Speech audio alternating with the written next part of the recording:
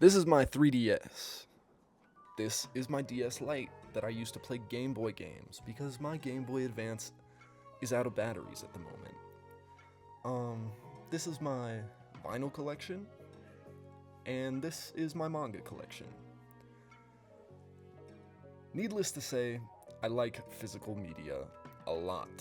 But as you might be able to tell by the fact that I'm, talking to you through a digital screen, it's a digital world, which I find somewhat unfortunate.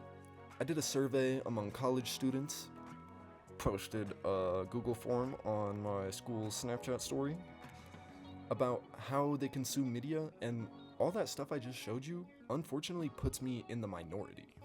Physical media sales have been going down almost across the board in all forms of media, whether it's music, movies, video games, or even books. The fact is that people have just been buying less physical copies of them. So what the hell am I talking about? Well, the difference between physical and digital media may seem pretty obvious, but just in case, I'll explain it. When I'm talking about physical media, I mean a tangible object, whether it's a CD, DVD, cassette, or video game cartridge. Those are all examples of physical media. If you have something that you can throw across the room, it's physical media. Digital media, on the other hand, is often delivered through streaming services and downloadable files, with services such as Netflix, Amazon Prime Video, Max, and then stuff like the PlayStation Store and the Google Play Store, as well as like Spotify and iTunes. I own all of this. If I wanted to sell my copy of Pokemon Soul Silver to another individual, no one could stop me. And I also couldn't get it back without buying it back. With digital media, this is not the case. My PlayStation library is huge. I've been building it for about 6 years, since I was 13 years old. And I started on the PS4. I've spent well over $1,500 on digital purchases through the PlayStation Store. And when upgrading from PS4 to PS5, I was broke as hell. So I decided to go with the cheaper alternative for the console in the digital version, which doesn't have discs. If I ever wanted to sell my digital PlayStation games, I would be arrested because it's illegal to sell a PlayStation account. Okay, more than likely I would just have the account banned, but neither me nor the buyer would benefit from the account being banned. He buys it, it gets banned, he can't use what he just bought, and then if it gets banned, it can't come back to me. It's just gone. So unfortunately, I'm forever stuck owning Plants vs. Zombies Battle for Neighborville, even though it sucks. Also, at any point, they could just decide that they don't want you to have it anymore. With digital download products, they can just be pulled from sale completely out of nowhere.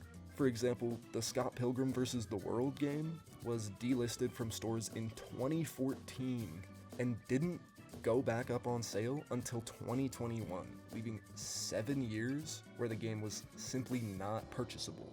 But with movies and music, it gets even worse. What are you doing here, Jermaine Cole? What, deleting your most popular song on your album? What? I know it's called Might Delete Later. Why are you actually deleting later? That doesn't make sense. But no, seriously. Artists can just remove songs from streaming at will. And honestly, the same goes for movies. Did you ever watch Guava Island? You know, that movie from 2019 with Donald Glover and Rihanna as its stars? Yeah, me either, because I didn't find out about it until after it was pulled from streaming. You cannot watch Guava Island anymore, legally, but still. You cannot take Solanin by Ennio Asano from me unless you pry it from my cold, dead hands, because I own the book. And while we're talking about movies, we have to talk about the death of the special features. I want special features for my movies. And those previews and the little games they had, it was fun. I doubt I would remember The Lion King 1.5 even existed if it wasn't for that weird minecart game that like barely worked, but still. That's the thing I remember most from that movie, was the game you played on the DVD.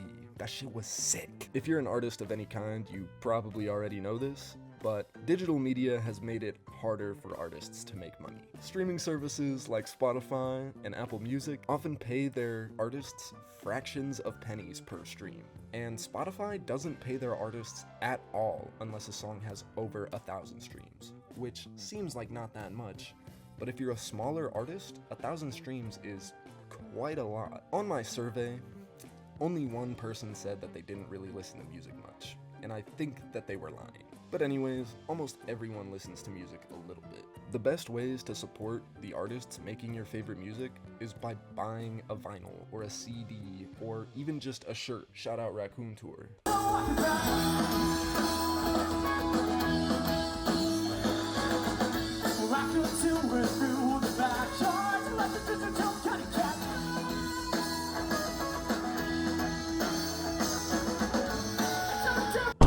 You could stream a song 1,000 times just by yourself, and it still wouldn't give the artist as much money as spending $20 on a shirt.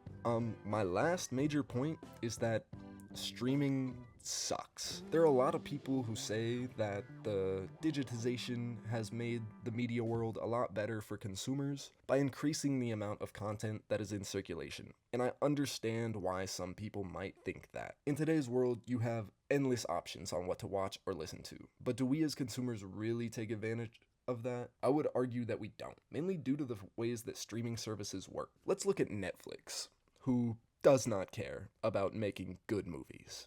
Out of the top 20 things, shows, and movies streamed on Netflix, out of the movies, only one had a above average Metascore rating, with scores going as low as 31. That is a terrible movie. You have to actually be bad to get that kind of score. So why was it the 12th most watched thing on Netflix? Well, they only really care about making you sign up for the subscription. Once you're there and paying for it, they don't really care. You did the thing, they got the money, and now they can do whatever. They don't care that you like the content as long as you're paying for it. Hence why they release new movies and shows all the time. Some of them are good, don't get me wrong. Sex Education is my favorite show of all time, and it's a Netflix original. But often, they just get some big star and slap them on the poster, and then just make a kind of bad movie, simply for marketing. Because if you hear, oh, this new Netflix movie with Will Smith looks kind of good, you'll probably believe it, and you'll probably watch the movie, even if it's not good. So what's the point? Am I saying you should throw away your iPhone and only enjoy music through the good old Walkman? No, that's not what I'm saying. What I am saying, though, is that you should give your money to those who deserve it. And there is a lot more who deserve it than just streaming services and digital storefronts. But please, next time you're at a concert, go to the merch table. Buy a shirt or a CD or even a sticker. It helps the artist out more than you could probably know. If you're book shopping, skip the Kindle. Go to a bookstore. It doesn't have to be mom and pop bookshop. Even if it's Barnes & Noble, that's better than Amazon. And if you're playing games, get a physical copy if you can. I understand that one's really hard these days, especially PC gaming. Y'all don't really have the option, but come on. You just don't get stuff like that anymore, but you should.